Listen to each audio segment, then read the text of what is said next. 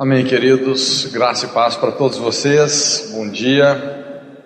Vamos orar mais uma vez, curva a sua cabeça. Pai, muito obrigado pela sua presença aqui conosco. Senhor, nós nos dobramos diante da sua presença, reconhecendo que a nossa suficiência, que a nossa capacitação vem apenas do Senhor. Senhor, que o Senhor possa nos levantar como uma geração sábia, uma geração que vai brilhar como astros, resplandecendo as boas obras que o Senhor tem preparado para cada um de nós. Senhor, e que haja realmente um fluir do Seu Espírito nas nossas vidas, nos nossos corações. Desde já te agradecemos por tudo que o Senhor tem feito e por tudo aquilo que o Senhor vai fazer nas nossas vidas, no nome de Jesus. Amém. Irmãos, esse tema que nós temos para o acampamento, eu creio que é um tema muito sugestivo, é uma das áreas, vamos dizer assim, talvez o principal ponto de batalha, de guerra espiritual. E nessa manhã eu gostaria de começar falando sobre um tema que, na minha opinião, é um dos pilares indispensáveis para que nós possamos realmente restaurar a nossa casa, a nossa família e construir, edificar uma família abençoada. Então nós vamos falar sobre sabedoria. Em Provérbios 24:3, a Bíblia fala que com a sabedoria nós edificamos a casa e com inteligência ela se firma. Então, se você quer edificar a sua família, eu creio que a principal ferramenta para isso é a sabedoria. Eu sei que muitas vezes nós temos buscado muito o poder, isso é importante, irmãos, mas o poder sem a sabedoria pode ser um grande desastre.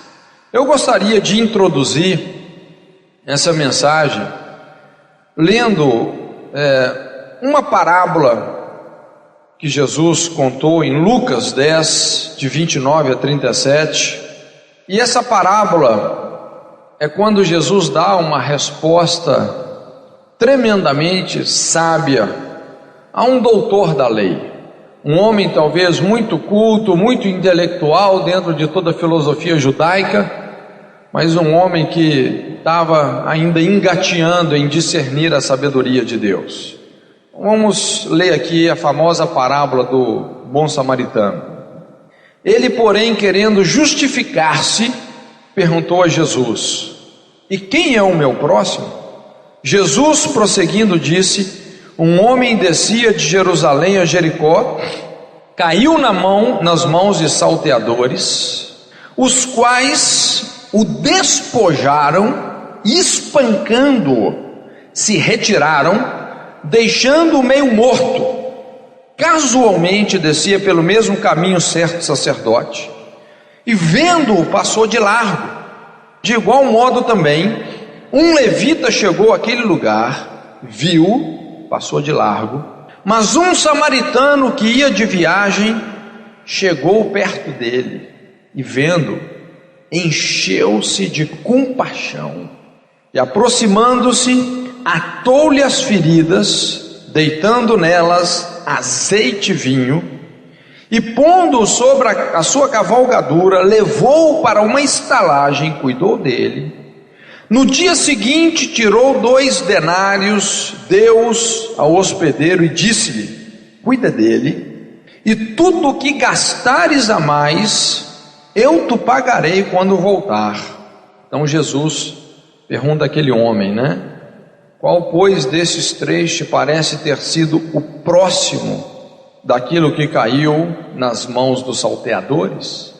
Respondeu o doutor da lei: aquele que usou de misericórdia para com ele. Disse-lhe, pois, Jesus: vai e faze tu mesmo.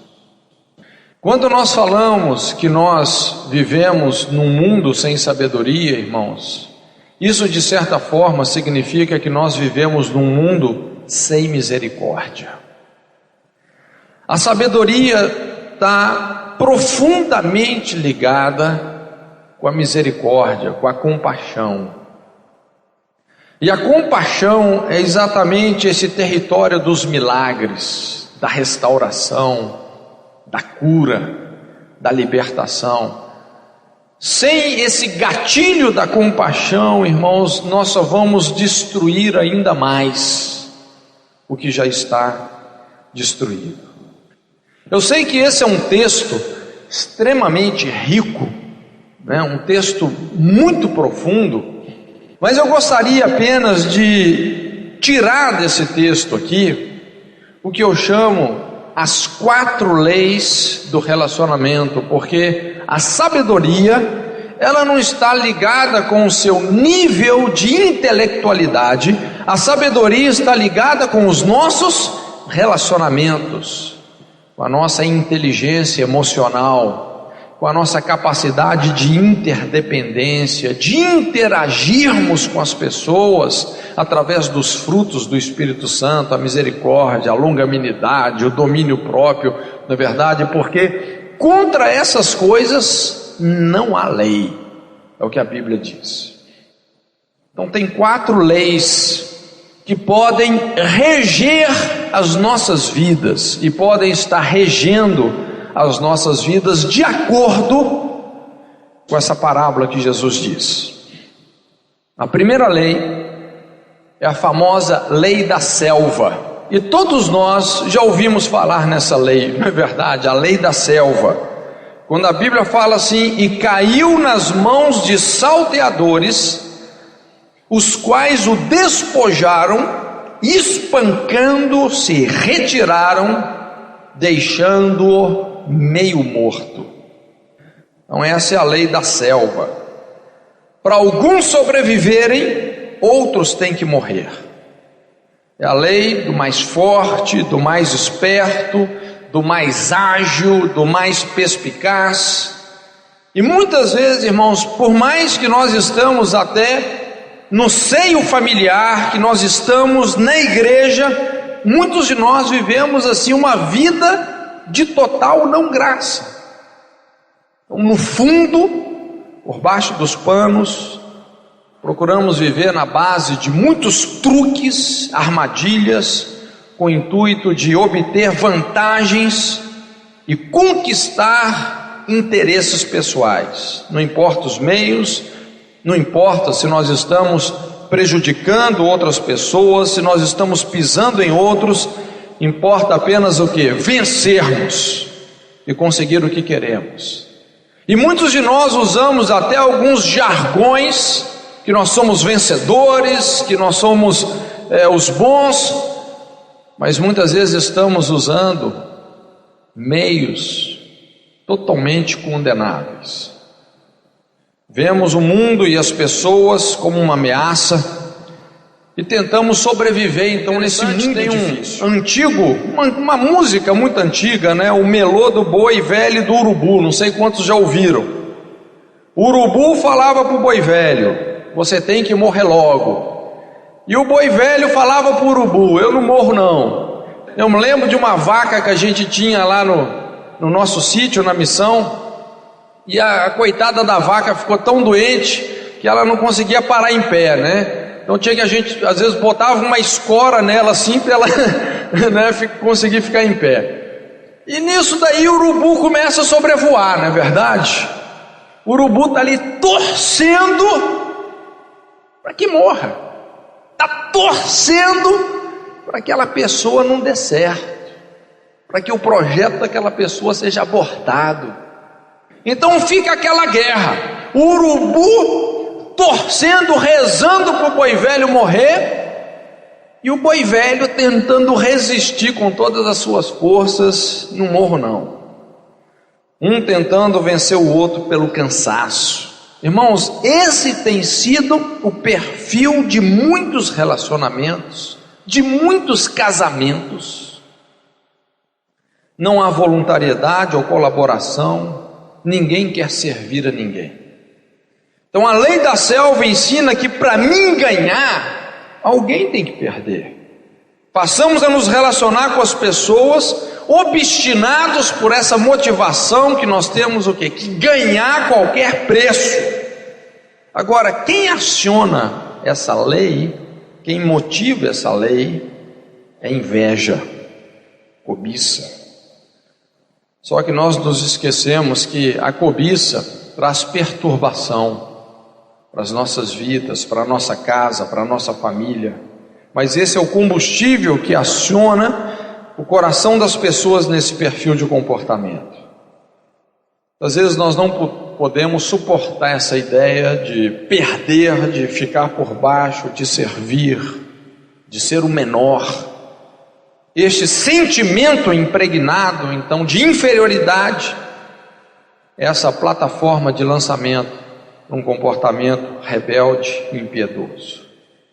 Começamos a fazer justiça com as nossas próprias mãos, começamos a condenar as pessoas, e com isso nós estamos profetizando o nosso próprio tribunal, na verdade. Mas é interessante que essa foi a lei que moveu o coração de Caim. Ele não pôde suportar o sucesso do seu irmão, a aceitação do seu irmão Abel, acabou se tornando um homicida. Essa também foi a lei que agiu na vida dos filhos de Jacó em relação a José, quando venderam lá para os ismaelitas.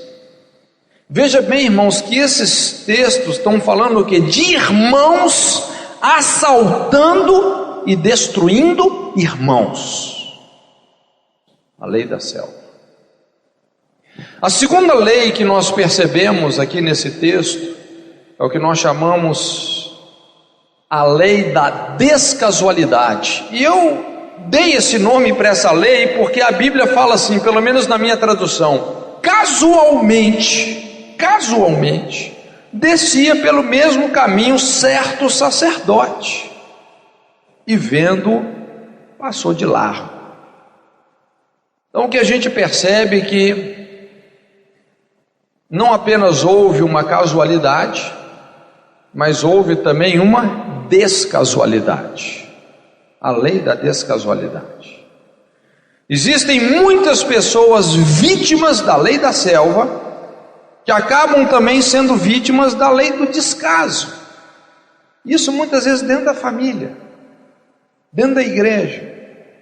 E essa é uma outra lei regida pelo príncipe desse mundo, porém de uma forma mais sutil. É a lei do menor esforço. Pessoas que estão perdendo a oportunidade de ser uma bênção, de exercer o ministério e o ofício sacerdotal. Irmãos, e nós sabemos que devido ao sangue de Jesus, que fez aquele véu que separava o lugar santo dos santos, se rasgar ao meio, não é isso? Todos nós hoje somos o quê? Sacerdotes. Somos um reino de sacerdotes.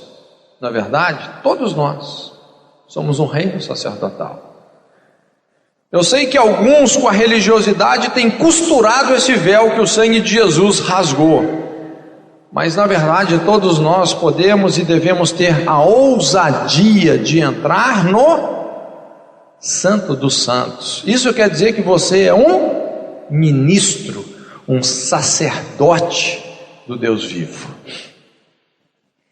E quando a Bíblia fala dessa lei da descasualidade, é exatamente um confronto à nossa negligência, à nossa responsabilidade de intermediar, de ajudar, de fazer misericórdia às pessoas. E o que Jesus está dizendo aqui é que esse sacerdote viu uma situação, uma pessoa que havia sido assaltada, espancada, e ele simplesmente fez descaso. São pessoas que sabem fazer o bem, não é? A grande questão aqui não é fazer o mal, mas é deixar de fazer o bem. Irmãos, a religiosidade, a tradição nos roubam a visão de Deus, bem como aquela inspiração de agradarmos a Ele. Por isso que a maior crise da questão, na verdade, não vem só da falta do conhecimento, mas da falta de responsabilidade e amor.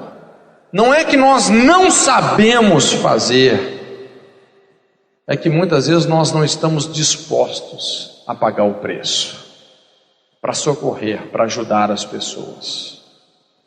Amar dá muito trabalho, não é verdade? E poucos realmente querem isso. Lei da descasualidade. A terceira lei que nós percebemos nessa parábola é que eu chamei aqui a lei do mau exemplo, porque a Bíblia fala assim: de igual modo, ou seja, um levita passou ali, né?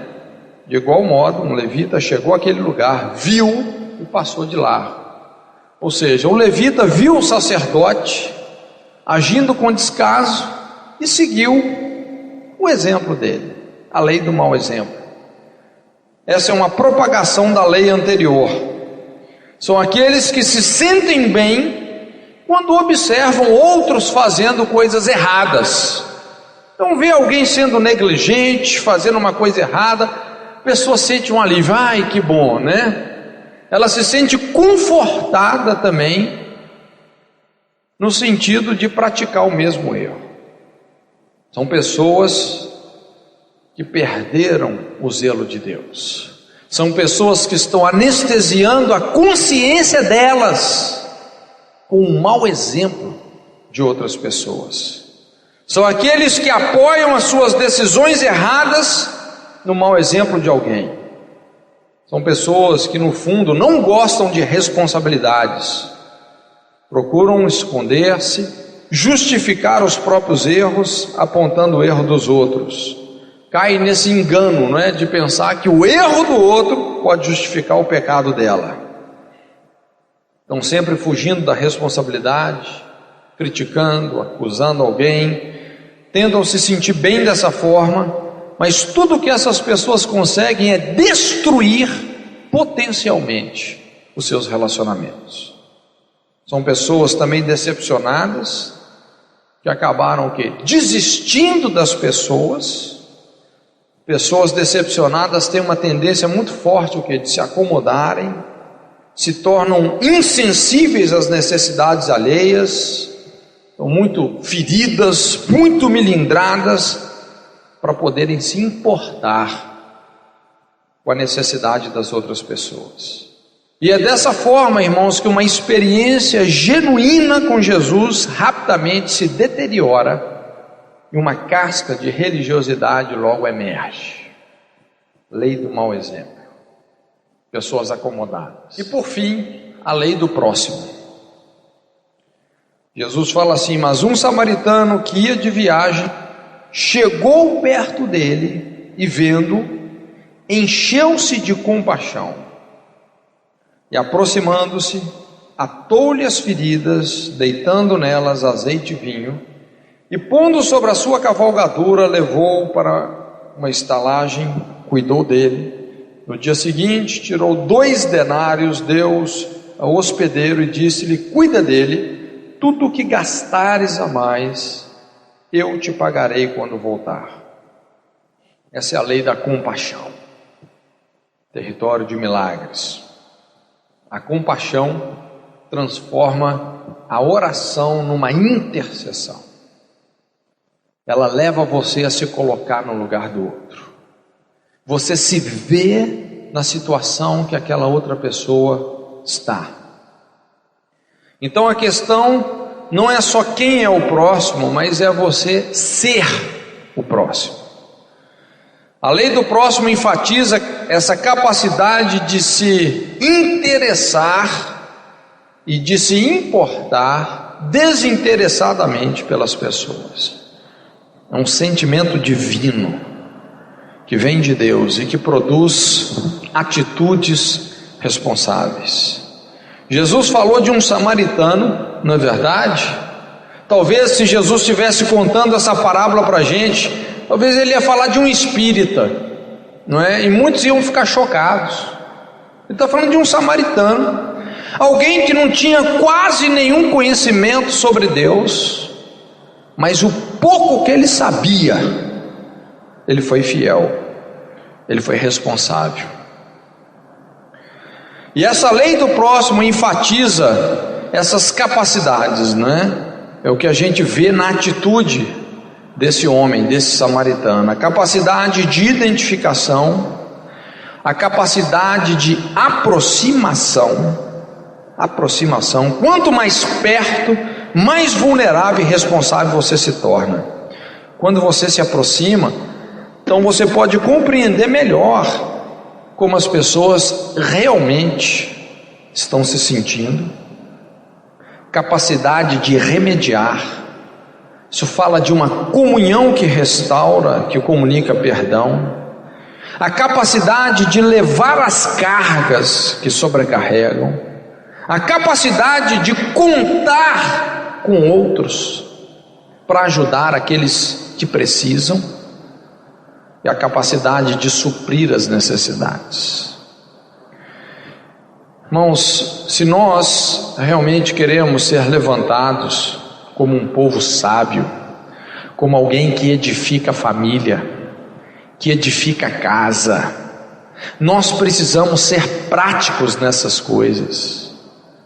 Irmãos, chega de ficar mistificando ministério de libertação, de restauração, aquela coisa só de lutar contra demônios e repreender potestades. Irmãos, isso é segundo, terceiro e quarto plano, entende? Isso é efeito colateral na batalha espiritual. O ponto não é esse. O ponto realmente, para você restaurar relacionamentos, restaurar uma família, restaurar gerações, é isso, é essa capacidade de identificação, de aproximação, de remediar, de levar as cargas, de contar com outros, de suprir as necessidades. Todas essas capacidades, todas essas escolhas têm origem simplesmente numa disposição voluntária de amar. E o amor, irmãos, é a marca de uma igreja e de uma família curada. Essa é a marca de uma igreja curada. Irmãos, veja bem, a Bíblia fala de um rapazinho, a Bíblia nem menciona o nome dele. Tudo que ele tinha eram 7 pães, alguns peixes, era tudo que ele tinha, mas porque ele foi capaz de entregar o que ele tinha para Jesus, uma grande multidão foi abençoada, foi alimentada, o milagre aconteceu. Ele se dispôs a dar o que ele tinha. Aliás, o maior milagre é quando nós cremos que Deus pode suprir a necessidade de muitos através do pouco que nós temos. Essa é a lei do próximo. É a lei do amor. Então eu gostaria que você guardasse essas 4 leis no seu coração. Eu não sei qual dessas leis tem regido a sua vida, mas é importante que você possa deixar com que o Espírito Santo trabalhe na sua vida. Lei da selva, lei da descasualidade, a lei do mau exemplo ou a lei do próximo. Então eu quero entrar aqui e falar sobre como relacionar sabiamente com os outros, como desenvolver uma fé que realmente opera pelo amor. E Tiago, então, ele faz uma pergunta que é, vamos dizer assim, o coração do que nós queremos compartilhar. Ele fala assim: quem dentre vós é sábio e entendido? Quem dentre vós é sábio e entendido? Como que nós podemos caracterizar uma pessoa que realmente é dispenseira dessa multiforme sabedoria de Deus. Como identificar uma pessoa que está operando na sabedoria de Deus? Quem dentre vós é sábio e entendido? Ele não só faz a pergunta, mas ele também dá a resposta.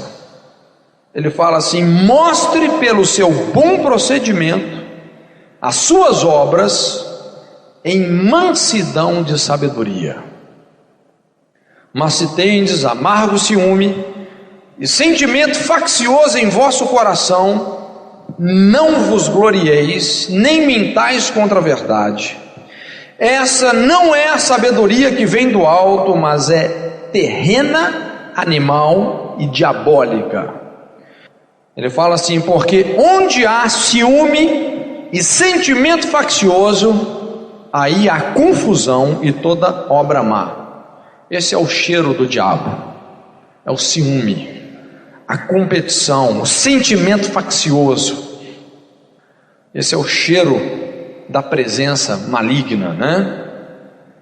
E ele completa dizendo assim: mas a sabedoria que vem do alto é primeiramente pura, depois pacífica, moderada, tratável, cheia de misericórdia e de bons frutos, sem parcialidade, sem hipocrisia.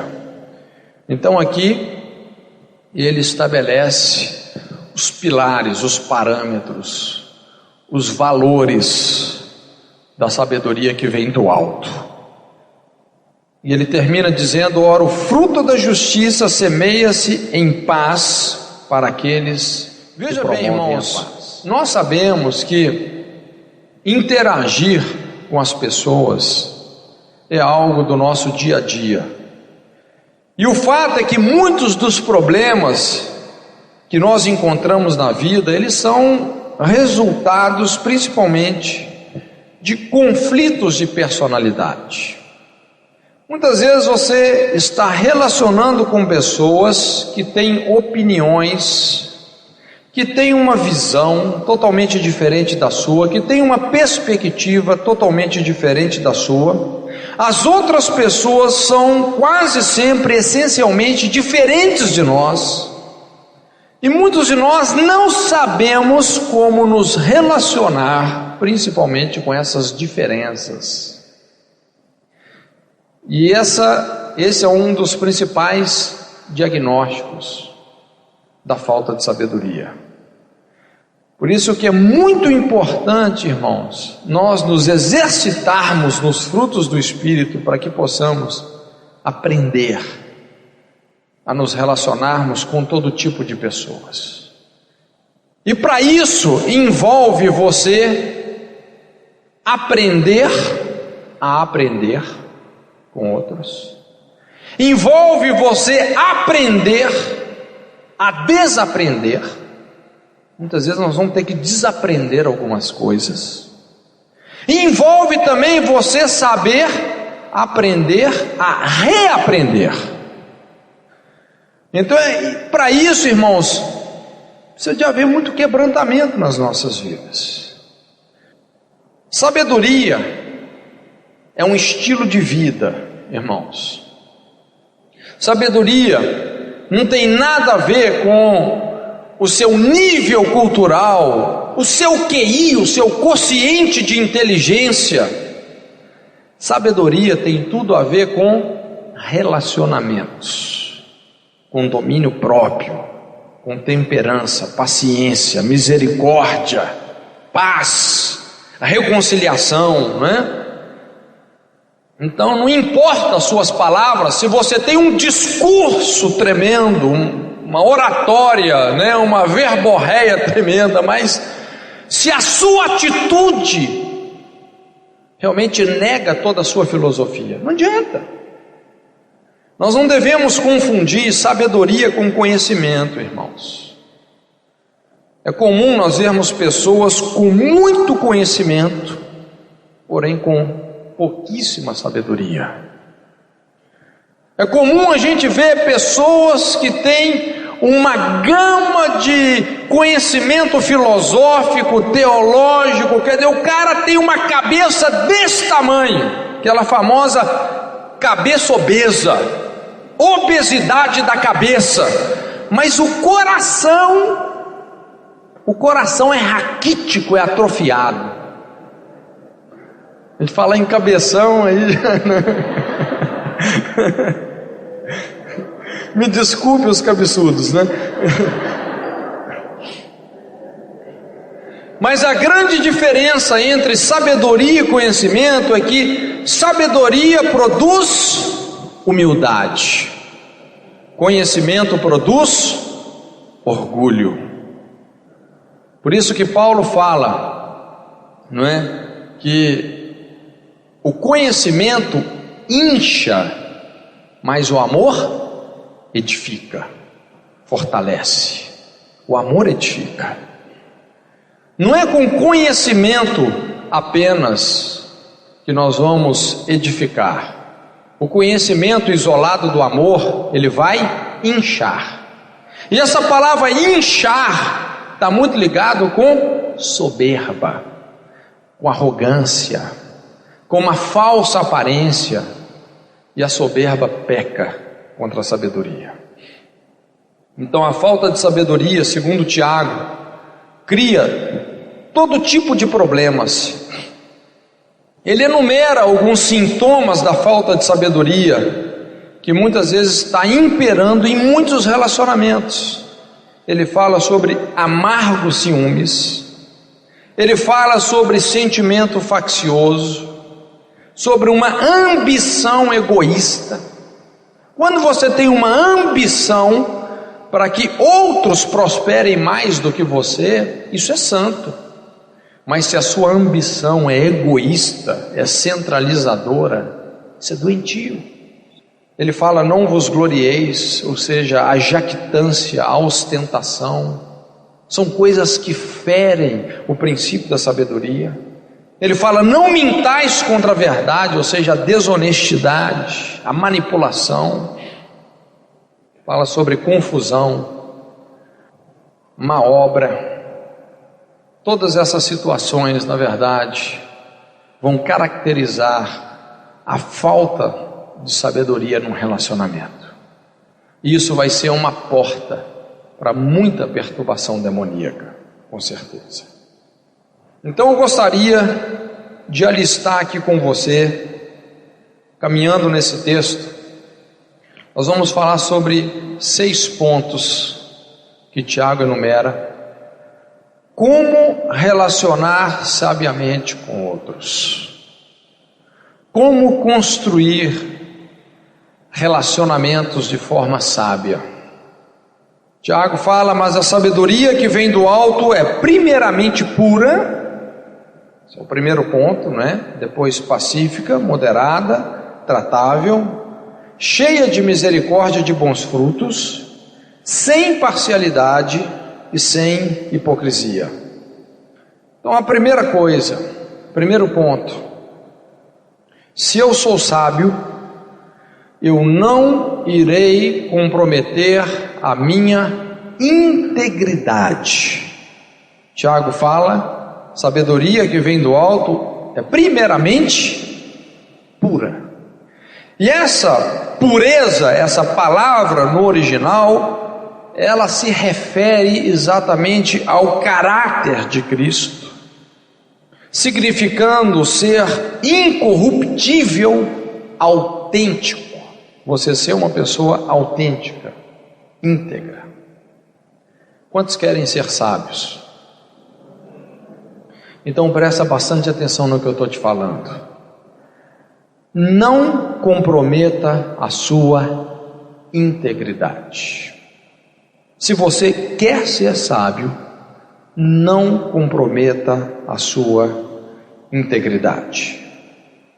Quando nós falamos de integridade, nós estamos falando sobre o compromisso que nós temos com aquilo que nós falamos. Essa harmonia que existe entre aquilo que nós falamos e aquilo que nós fazemos. sobre você ser fiel aos valores que regem a sua vida, sobre você não se corromper em relação a esses valores.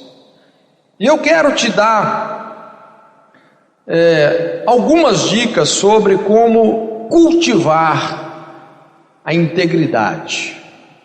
Como cultivar a integridade na sua vida, para que você possa ser uma pessoa sábia. Primeiro ponto é esse: cuide das pequenas coisas. Para sermos íntegros, nós temos que discernir o grande valor que existe nas pequenas responsabilidades, nas pequenas coisas.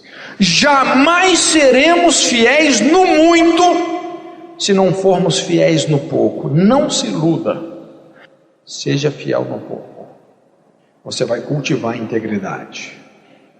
Nós precisamos de voltar a atenção para as pequenas responsabilidades que muitas vezes nós acabamos ignorando.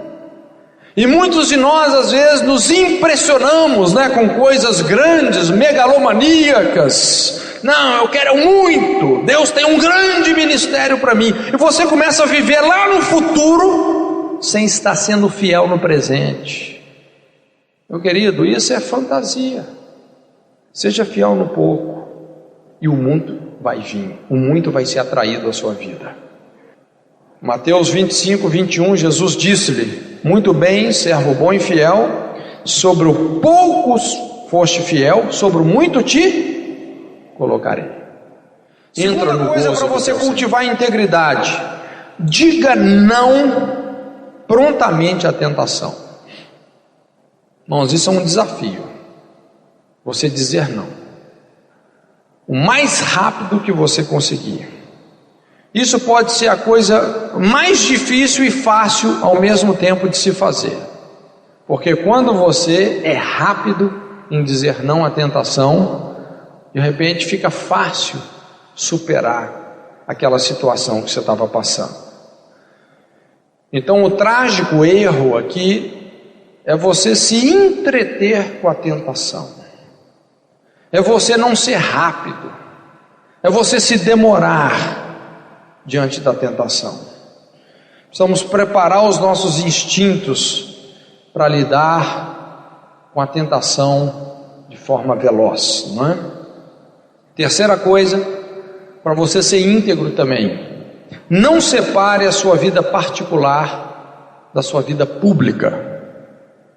Muitas vezes, irmãos, nós permitimos uma certa brecha na nossa personalidade, e que pode até nos levar a um distúrbio de ter uma dupla personalidade. Muitas pessoas, na vida pública, a pessoa é uma seda, a pessoa é santa, veste uma capa de santidade tremenda, mas na vida particular, às vezes a pessoa está totalmente naufragada nas piores coisas que se possa imaginar. Irmãos, para nós sermos pessoas íntegras, nós não podemos permitir essa brecha na nossa personalidade. E a quarta coisa: mantenha sempre uma consciência limpa. Você precisa de cuidar da sua consciência. E a consciência é aquela parte do nosso espírito onde o Espírito Santo trabalha e mantém realmente a pureza no nosso coração. Tem um princípio que ensina o seguinte: minta para a sua consciência, e a sua consciência vai mentir para você. Pessoas que começam a endurecer o coração para aquilo que elas já conhecem como verdade, elas começam exatamente a acreditar nessas mentiras, a operação do erro. Agora, recentemente, atendi nos Estados Unidos, atendi um rapaz. Esse rapaz era crente, foi pregador do Evangelho, mudou-se para a Inglaterra, ficou 5 anos na Inglaterra, e ali ele se converteu ao homossexualismo. E a família dele pediu que ele tivesse um tempo comigo, mas ele já chegou totalmente convicto, ele já podia se aceitar confortavelmente como sendo um homossexual. Isso já não era mais um conflito na sua consciência. E graças a Deus que naquele tempo ali eu pude resgatar aquela consciência que estava enferma. Acho que ele saiu novamente com uma dúvida que era necessário ele sair dali. Mas se você começa a mentir para a sua consciência vai mentir para você. Paulo fala que muitas pessoas, devido a uma consciência sobrecarregada de culpa e ofensa, essas pessoas naufragaram na fé, porque às vezes a consciência vai pesando tanto, vai se acumulando de tanta sujeira, de tanta sobrecarga espiritual e demoníaca, que essa consciência funciona como uma âncora que pesa mais que o navio e faz a pessoa naufragar na fé. Esse é o caminho realmente da apostasia, irmãos. São aquelas pessoas que não estão nesse processo de purificar a consciência. Cuide das pequenas coisas, diga não prontamente à tentação, não separe a vida particular da vida pública e mantenha sempre uma consciência limpa, integridade. Se eu sou sábio, não irei comprometer a minha integridade. Segunda coisa, se eu sou sábio, eu não vou provocar a sua ira. A Bíblia fala: a sabedoria que vem do alto é pacífica. Isso fala exatamente de pessoas que têm o coração reconciliador, de saber respeitar os maus momentos de uma outra pessoa, de não condenar indevidamente as outras pessoas. Então, se eu sou sábio, eu não vou provocar a sua ira. É interessante que tem pessoas que muitas vezes eles vão construindo uma personalidade dessa forma, uma personalidade que sempre invade a privacidade das outras pessoas com muitas provocações e injustiças. Então, se você é sábio, você vai evitar 3 coisas que criam um alto potencial para desentendimentos, para ira, que é a comparação, a condenação e a crítica. Irmãos, é muito importante nós sabermos nos relacionar com as pessoas, primeiro sem ficar comparando essas pessoas com outras pessoas. Imagina um casal de namorados que o namorado chega para a namorada e fala: mas a minha ex-namorada não era assim como você é. Entende? Mas esse pastor não é como o outro. Irmãos, quando você começa a comparar as pessoas, você vai cometer injustiças terríveis, porque cada pessoa é de um jeito, não é? Tem um princípio que fala assim: nada mais injusto do que você tratar pessoas diferentes de maneira igual. Por exemplo, quando a gente vê na criação de filhos, às vezes um filho é totalmente diferente do outro, totalmente diferente. E se você impõe que um seja igual ao outro, você vai estar sendo injusto, não é verdade? Então não compare.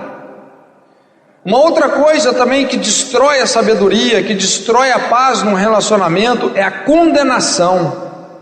São pessoas que não perdoam, começam a agir de maneira implacável. Só que a Bíblia fala assim, Jesus disse: não julgueis e não sereis julgados, não condeneis e não sereis condenados, perdoai e sereis perdoados. Quer dizer, você plantou, você vai colher. Quando você condena, você não está ajudando em nada, você está destruindo. E muitos de nós, irmãos, muitos de nós, principalmente na nossa cultura brasileira, por causa do legado de pagelança e feitiçaria, muitos de nós crescemos ouvindo palavras de condenação e maldição. Muitos de nós nos viciamos nisso, sempre dizendo o pior para as pessoas, principalmente para os nossos filhos. Você está errado, a culpa é sua, não é? Você sempre faz isso, você nunca faz aquilo, você não vai ser nada na vida. Condenando, condenando, condenando. Irmãos, quando você condena uma pessoa, você pode ter certeza, você pode até pensar, achar que você está fazendo uma coisa boa, mas você está destruindo, você está fazendo uma coisa totalmente negativa. Que você pode enterrar um casamento com muitas pequenas críticas. Às vezes não é uma coisa grande que destrói um casamento. Agora mesmo recebi a notícia, até liguei para esse amigo meu, está divorciando, ele divorciou mesmo. E ele falou: olha, Cote, eu não suportei mais. Foram 10 anos de críticas, críticas, críticas, críticas, críticas, críticas. Eu não aguento. Às vezes não é uma coisa grande, não houve adultério, não houve nada. E outra coisa que também peca contra a sabedoria, que destrói a paz no relacionamento, é essa crítica que vem da insatisfação.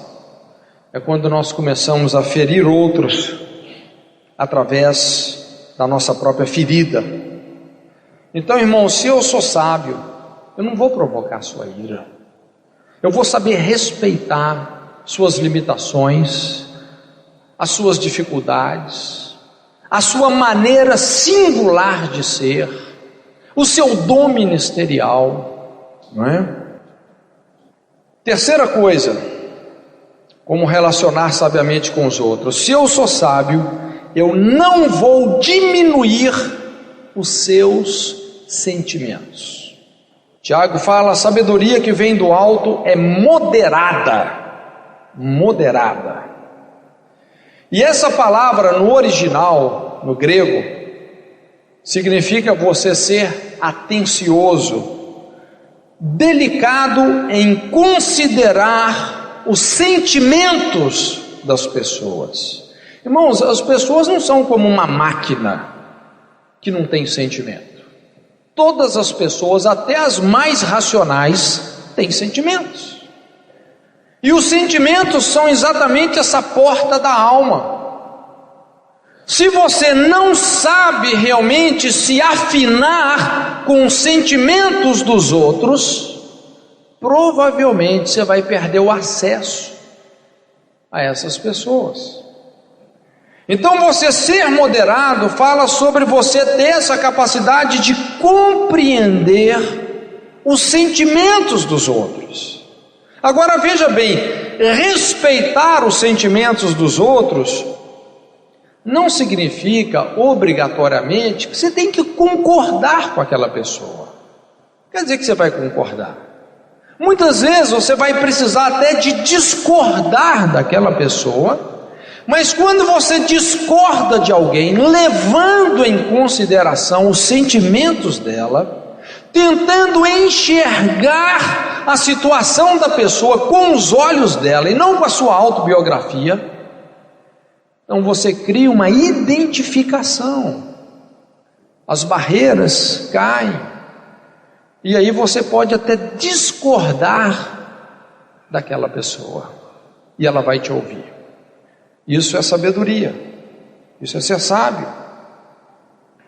Quando nós não estamos sentindo algo que alguém está sentindo, nós temos o que? A tendência de desprezar a pessoa, de desprezar os sentimentos das pessoas. E muitos de nós já nos viciamos nisso, em tecer um julgamento em virtude daquilo que nós sentimos, da nossa autobiografia. E com isso nós começamos o quê? A machucar as pessoas. A maioria das vezes, quando nós respondemos contra os sentimentos de alguém, nós vamos dizer palavras que machucam essas pessoas.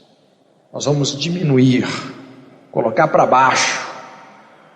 A gente impõe um ar de superioridade e com isso nós afastamos as pessoas de nós. Então, fazendo esse jogo, nós estamos abrindo uma porta para diminuir os sentimentos das pessoas, para inferiorizar. Muitas vezes marido e mulher estão disputando quem tem a vida mais difícil, desvalorizando mutuamente o que o outro sente. Pais e filhos, não estão conseguindo se identificar com os sentimentos, com os valores uns dos outros. E é dessas brechas que nascem muitas feridas que se tornam crônicas. Então, se você cuida ser sábio, não diminua os sentimentos da outra pessoa. Quinto ponto: se eu sou sábio, eu não vou enfatizar os seus erros. A Bíblia fala assim: a sabedoria que vem do alto é cheia de misericórdia e de bons frutos. Cheia de misericórdia. Veja bem, irmãos, o que significa essa palavra misericórdia? O que é a misericórdia? Essa palavra vem de dois vocábulos, míseros e cardia. Míseros quer dizer miséria, cardia vem de coração. Então, misericórdia literalmente significa você colocar o seu coração nas misérias de uma outra pessoa, nas misérias, nos pecados, nas angústias, no caos de uma outra pessoa.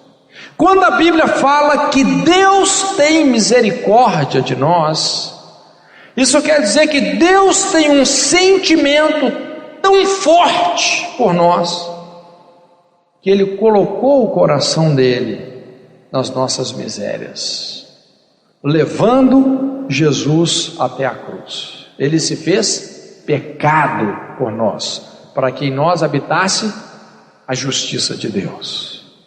Irmãos, e se Deus colocou o coração dele nas nossas misérias, nós precisamos também de colocar o nosso coração na miséria das outras pessoas, agir com misericórdia.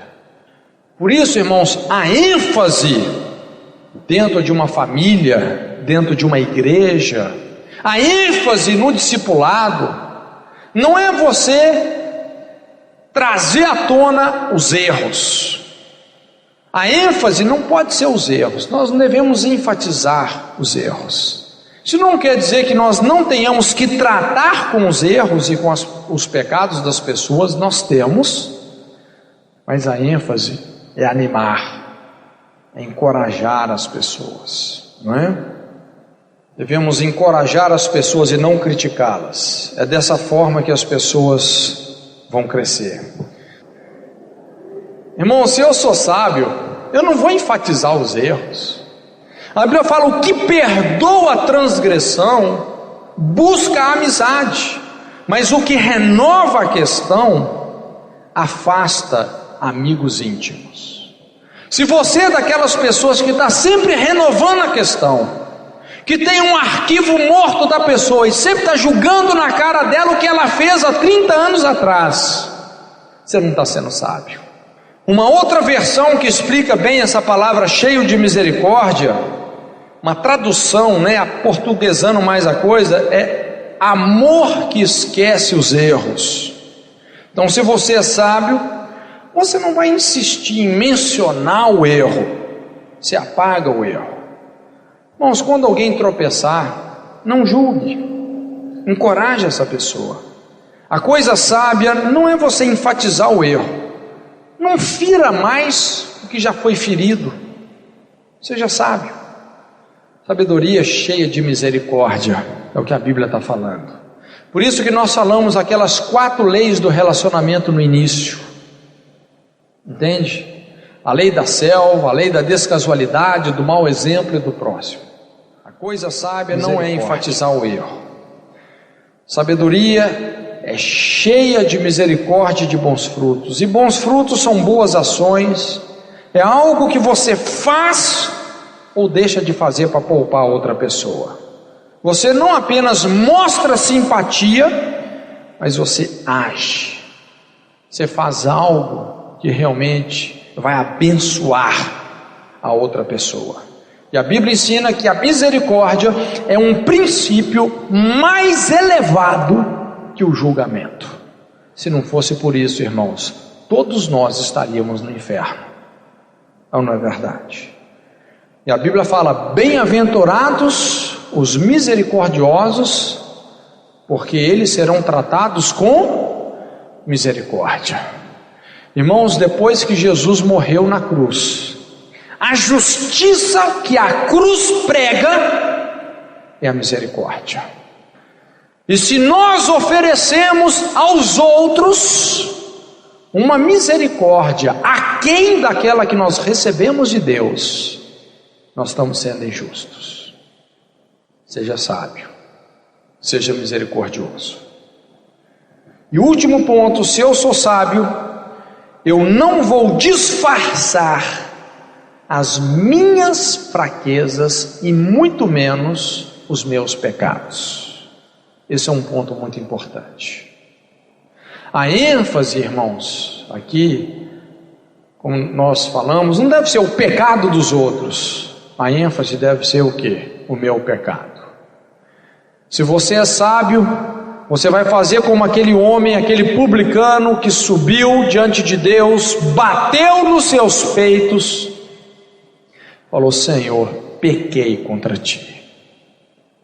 A Bíblia fala: a sabedoria que vem do alto é sem parcialidade e sem hipocrisia.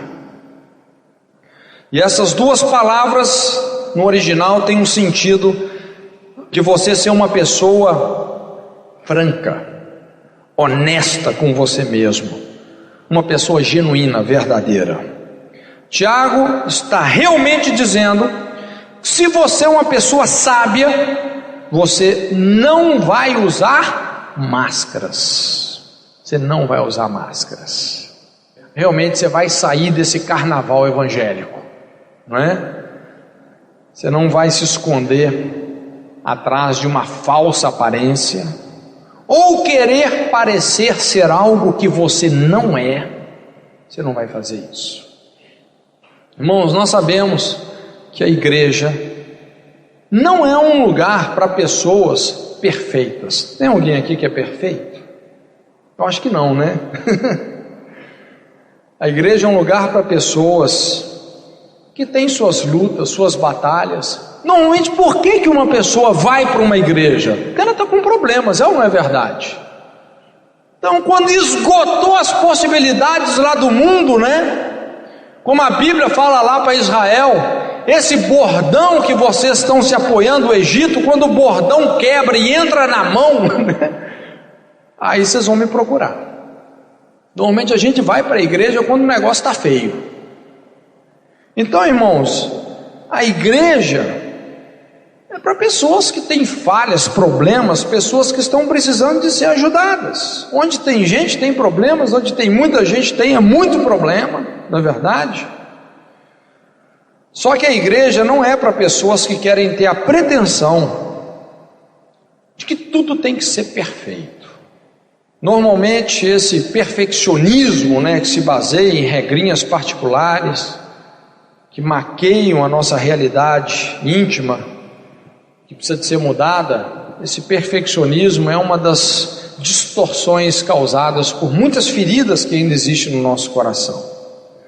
Então Tiago está dizendo que se nós somos sábios, nós não vamos esconder, nós não vamos disfarçar os nossos pecados, as nossas fraquezas, não vamos usar as nossas fraquezas como desculpas para os nossos pecados. nós precisamos ser honestos em relação àqueles pecados que existem, e aí sim, nós vamos ver Deus removendo isso das nossas vidas. Quando pais numa família praticam essa honestidade de admitir os seus erros, de confessar os seus pecados, irmãos, isso muda o céu de uma família, isso muda o céu de uma igreja, entende? A Bíblia fala: o que encobre as suas transgressões jamais prosperará.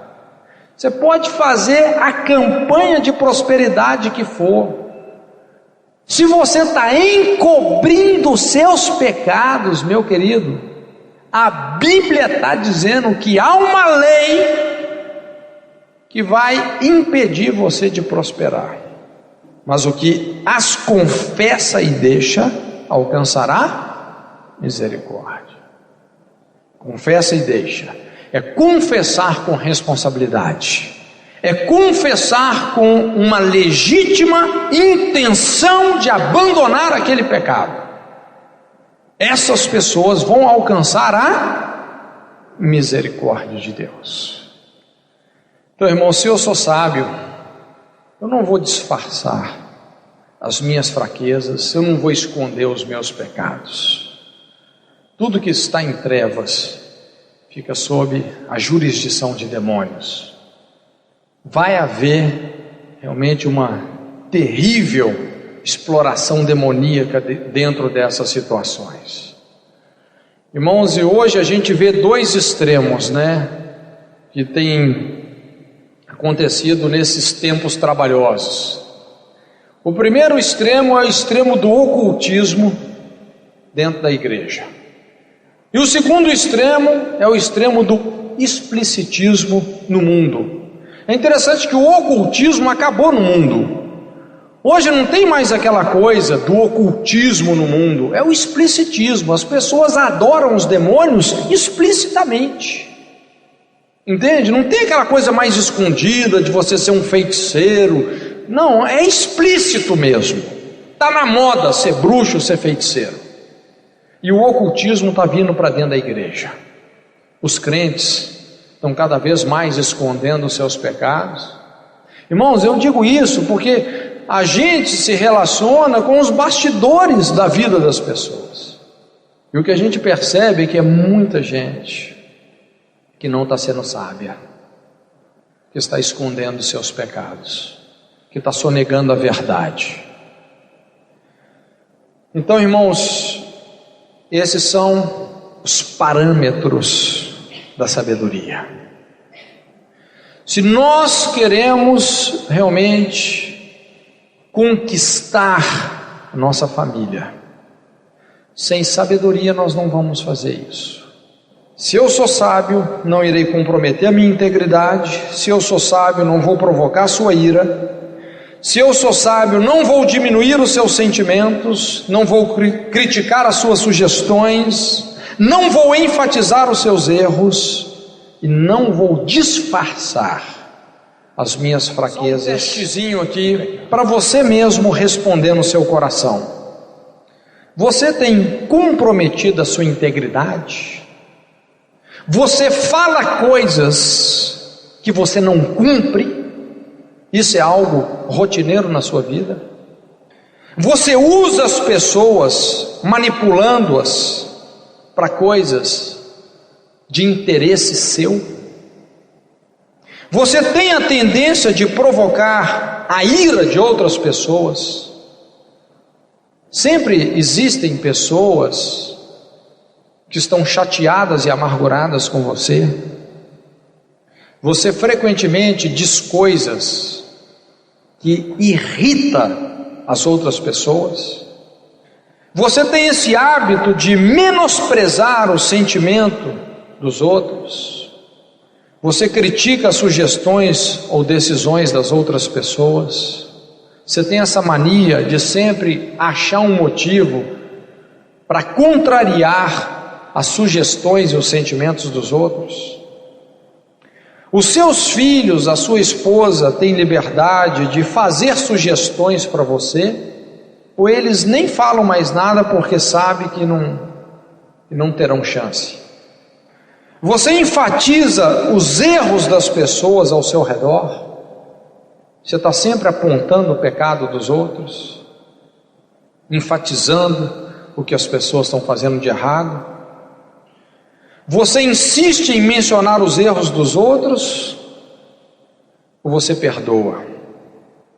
Você tem essa atitude de disfarçar os seus sentimentos, de esconder os seus pecados? Existem coisas na sua vida que você fez, que você nunca compartilhou com ninguém? Irmãos, as respostas a essas perguntas podem denunciar uma grave crise de sabedoria nas nossas vidas. Conhecimento vem pela educação, sabedoria vem de Deus. Para obter o conhecimento, você olha ao redor.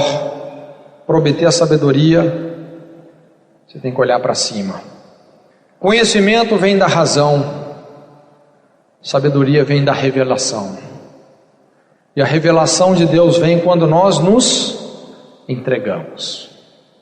Conhecimento é algo que você aprende, sabedoria é um dom de Deus.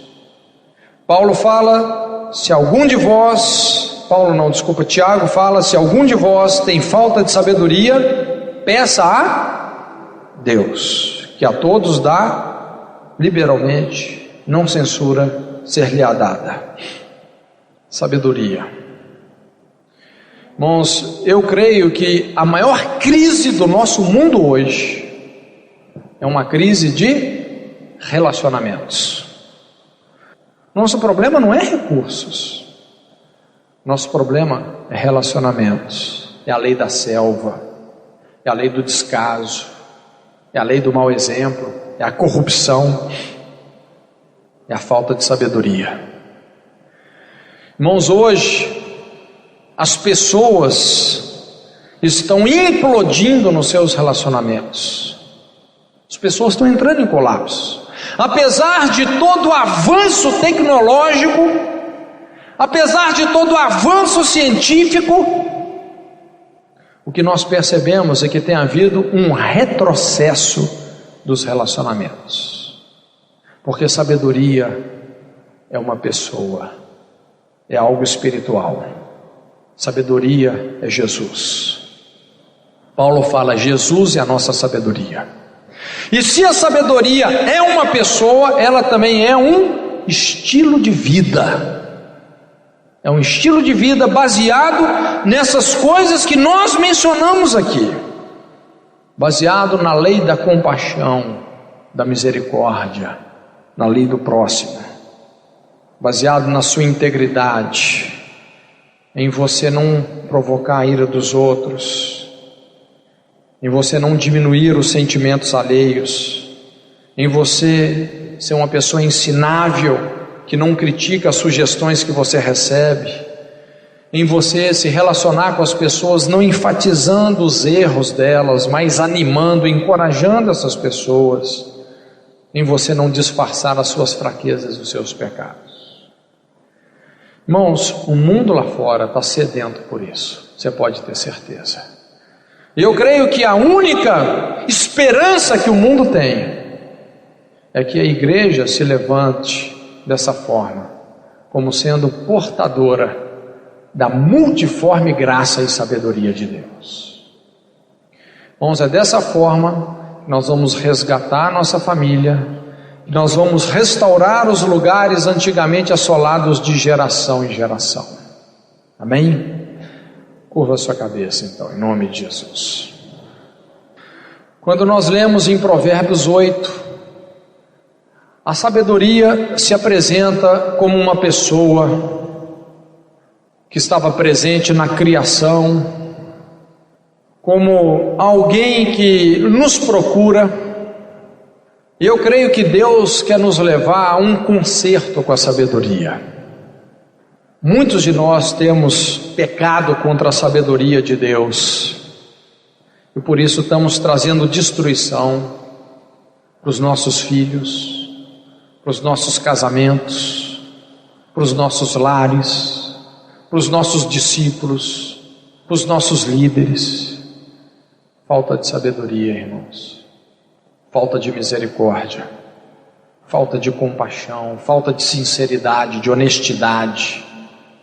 E se hoje você quer se arrepender desses pecados, se você quer fazer um concerto com Deus, se você quer uma mudança de valores na sua vida, se você quer resgatar a sua integridade, eu gostaria que você ficasse de pé. Eu quero orar com você.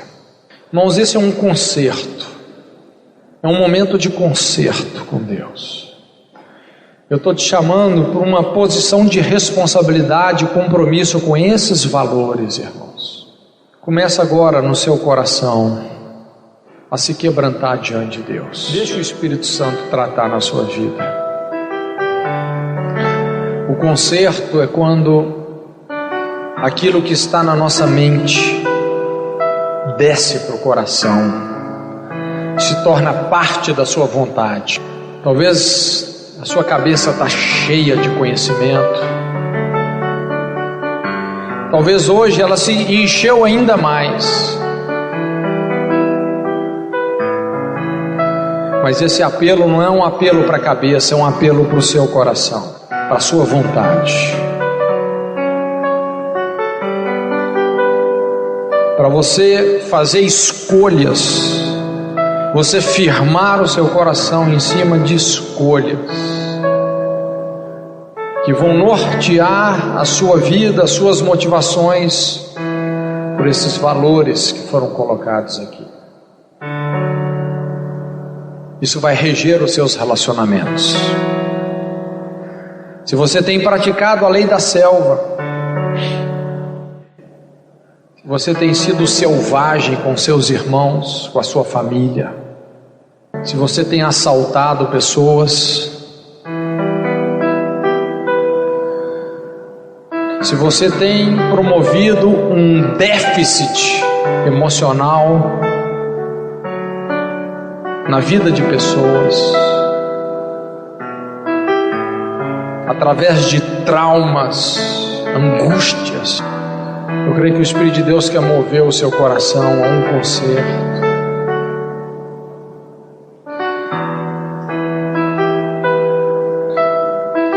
Se você tem sido uma pessoa vítima do descaso, você olha para as pessoas feridas e aquilo não mexe com o seu coração, você perdeu a sensibilidade, você se tornou cético, se a sua teologia está te matando, você tem muito conhecimento, mas você não tem prática, você não tem compaixão, se arrependa disso também.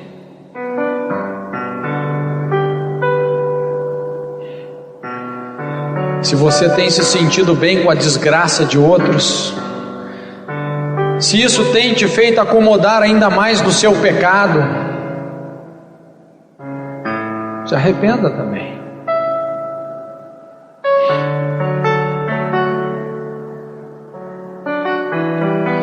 Irmãos, o Evangelho é simples.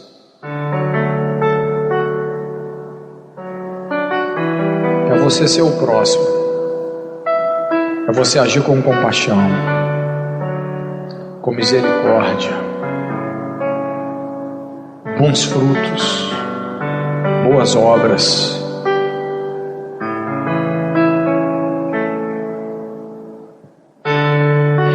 Deixa Deus resgatar dentro de você o seu dom ministerial. Deixa Ele destrancar esses ribeiros de compaixão na sua vida, essa capacidade de se importar com as pessoas, deixa ele desenterrar o seu chamado. Eu sempre falo para os missionários que Deus não nos chama para um país, Deus nos chama para um povo. Ele não te chama para um lugar, Ele te chama para as pessoas.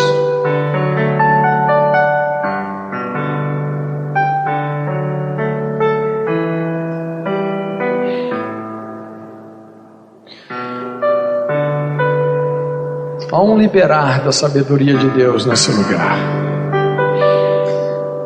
Há uma unção de compaixão correndo por esse lugar. Deixa a misericórdia de Deus invadir a sua vida.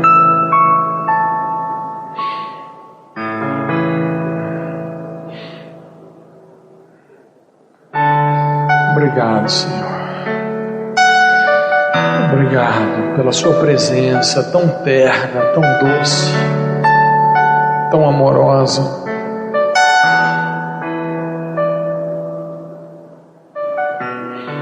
Obrigado, Senhor.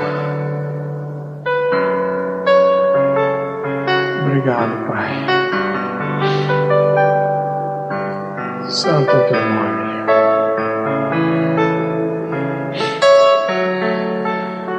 A Bíblia fala: se você tem falta de sabedoria, peça a Deus, que a todos dá liberalmente, e não nos rejeita, não lança em rosto.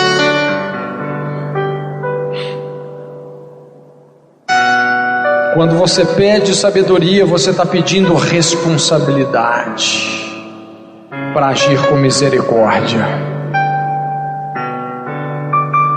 Começa a pedir a Deus agora. Peça a Deus sabedoria para você poder restaurar a sua família. Peça essa compaixão, essa paciência, essa misericórdia que você não tem tido. Existem pessoas que você não pode ver nenhum rastro mais de misericórdia nas suas atitudes. É legalismo, cobranças.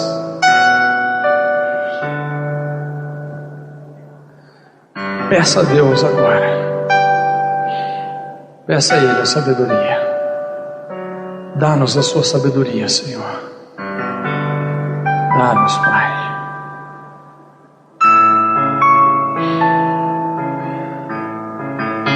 Obrigado, Senhor. Obrigado, Pai. Santo é o teu nome. Santo, santo, santo, santo.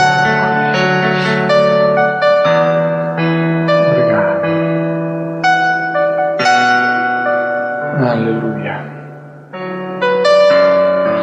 Aleluia, Senhor. Aleluia. Sua presença, seu fluir, renova os nossos corações, Senhor. Restaura a nossa sensibilidade uns pelos outros. Restaura, Senhor, a minha sensibilidade pelas pessoas, pelos sentimentos das pessoas. Ajuda-nos, Senhor, a tirar os olhos de nós mesmos, para que possamos nos importar desinteressadamente com os outros.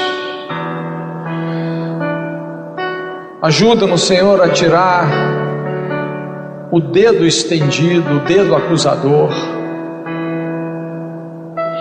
agir com misericórdia, para que a nossa alma se torne como um jardim regado e como um manancial cujas águas nunca faltam, Senhor. Ajuda-nos, Pai. Obrigado. Aleluia. Amém, irmãos? Pode assentar, fique à vontade.